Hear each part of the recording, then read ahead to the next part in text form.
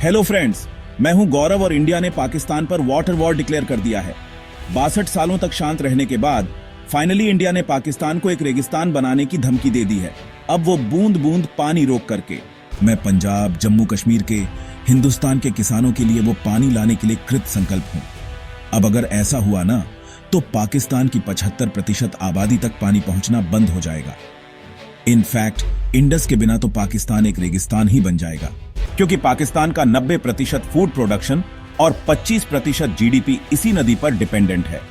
और ये डिपेंडेंसी अगर देखा जाए ना तो कोई आज की डिपेंडेंसी नहीं है, बल्कि पार्टीशन के बाद से ही पाकिस्तान इस पर हमेशा डिपेंडेंट रहा। लेकिन everything change after 1948 Indo-pack war. इस वॉर के बाद ना इंडस वाटर शेयरिंग पर एक ट्रीटी की जरूरत पड़ गई। देखो, पार्टीशन के बाद एक दिन 1948 को कश्मीर में पाकिस्तान के रिपीटेड इनकरेंस को देखकर कुछ देशभक्त इंजीनियर्स ने पाकिस्तान में जाने वाले पानी को डैम्स की मदद से रोक लिया और बस इस एक अकेले मुद्दे को उठाकर पाकिस्तान इंडस वाटर ट्रीटी मांगने लग गया। बट माइंड यू, ये इंडिया का इंडस रिवर का इस्तेमाल करके पाकिस्तान को थ्रेटन करने का पहला और आखिरी एक्शन था। हालांकि इस इंसिडेंट के तुरंत बाद इंडिया ने कैनल्स को फिर से शुरू कर दिया, लेकिन फिर भी इस इंसिडेंट का फायदा उठाकर पाकिस्तान ने वर्ल्ड बैंक को अप्रोच किया और अल्टीमेटली वर्ल्ड बैंक ने इंडिया और पाकिस्तान के बीच साइन करवाया the infamous Indus water treaty.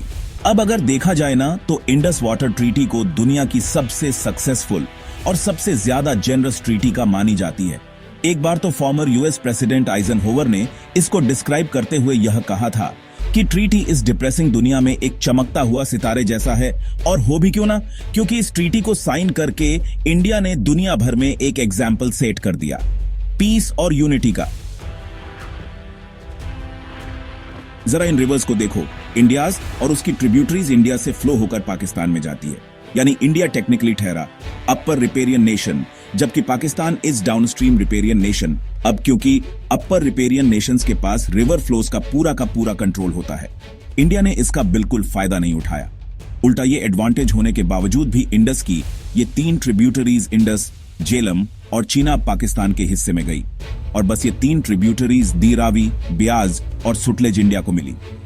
अब सुनने में यह बंटवारा एकदम एग्जैक्ट हाफ लगता है ना, लेकिन अगर असल में देखा जाए तो इस डिवीजन की वजह से इंडस वाटर के 168 मिलियन एकड़ फीट में से इंडिया को सिर्फ 33 मिलियन एकड़ फीट ही मिला, यानी कि सिर्फ 20%। और ऐसा लिटरली पहली बार हुआ है जब किसी अपर रिपेरियन कंट्री ने अपने हिस्से में से विलिंगली रिवर का इतना कम हिस्सा रखा हो अपने पास।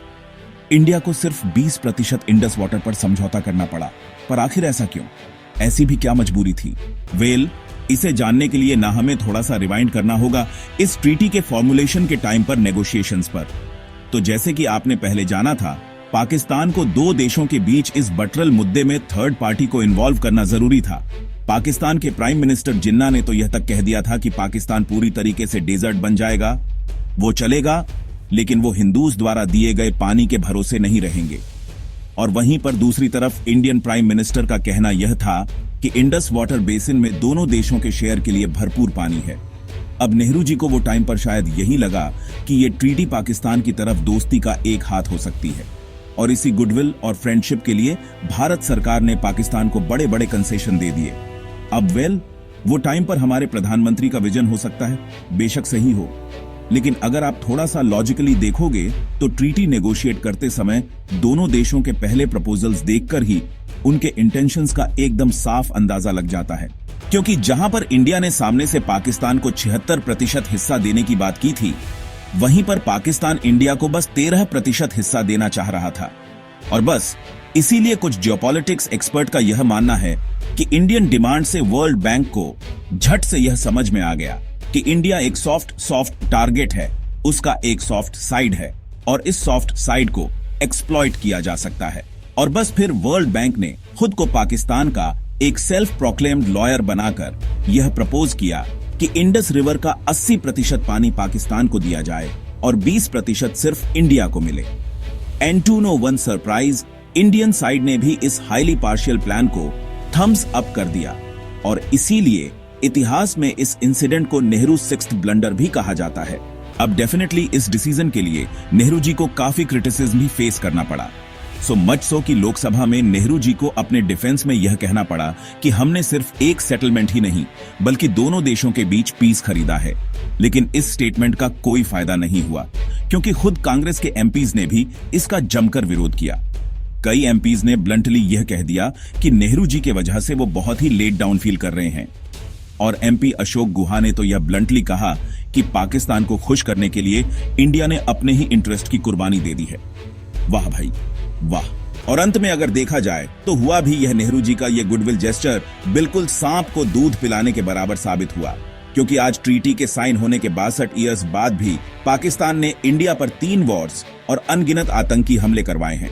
लेकिन हियर दी शॉकिंग पार्ट, आज तक इंडिया यह सब होने के बावजूद भी इस ट्रीटी से पीछे नहीं हटा। अगर इंडिया चाहता तो इंडस रिवर को पाकिस्तान के अगेंस्ट एक स्ट्रेटेजिक टूल की तरह यूज कर सकता था। इनफैक्ट ये टूल इतना डेडली होता कि इस पर एक important American attorney David Lionel, जो खुद इंडस वाटर ट्रीटी में क्लोजली इन्वॉल्व थे, उन्होंने ये कहा था कि पाकिस्तान आर्मी बॉम्ब्स और वेपन से अपने दुश्मन को उतना डिस्ट्रॉय नहीं कर सकती जितना इंडिया पाकिस्तान को कर सकता है, इंडस वाटर को परमानेंटली शट ऑन करके। बट इंडिया ने इसका एडवांटेज कभी नहीं लिया। आज भी यह ट्रीटी अकेला इंडिया ही चला रहा है, वो भी इससे लॉस होने के बावजूद। और वहीं पर दुनिया भर में पिक्चर कुछ और ही चल रही है। आई मीन एशिया का एग्जाम्पल ले लो। यहां पर 57 ट्रांसनेशनल रिवर्स हैं, यानी ऐसी रिवर्स जो 2 या उससे ज्यादा कंट्रीज में बहती है।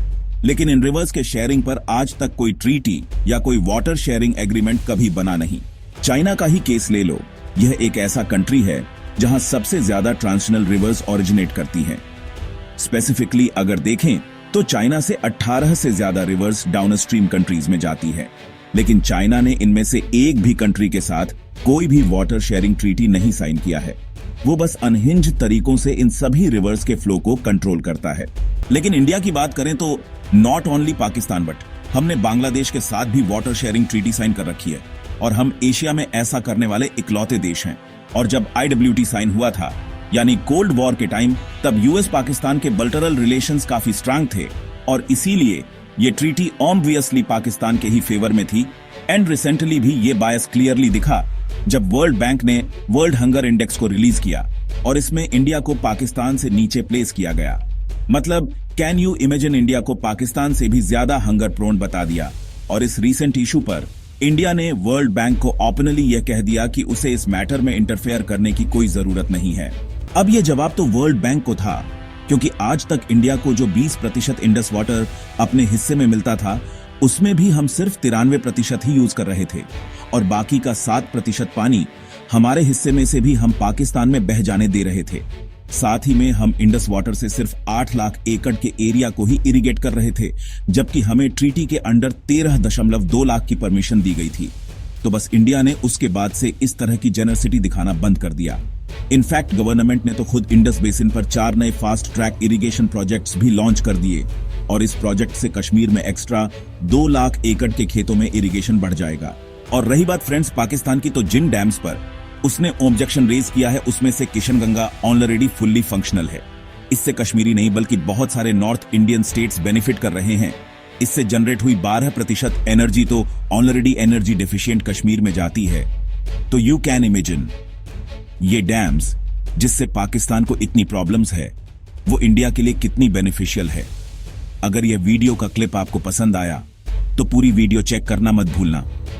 लिंक नीचे डिस्क्रिप्शन में है।